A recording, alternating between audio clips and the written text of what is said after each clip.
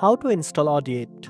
First of all, open your preferred web browser and go to the official website at techsmith.com to download Audiate.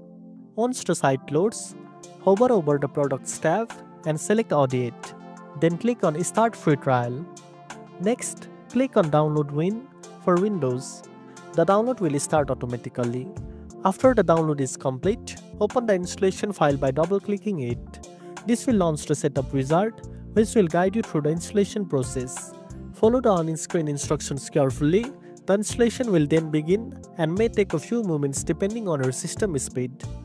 When the installation finishes, you can launch Audiate either from the desktop shortcut or the Start menu. The first time you open it, you may need to sign up or log into your account. And that's it. Now you know how to install Audiate. If you found this video helpful, don't forget to like, share and subscribe for more tech tips. Thanks for watching and I'll see you in the next one.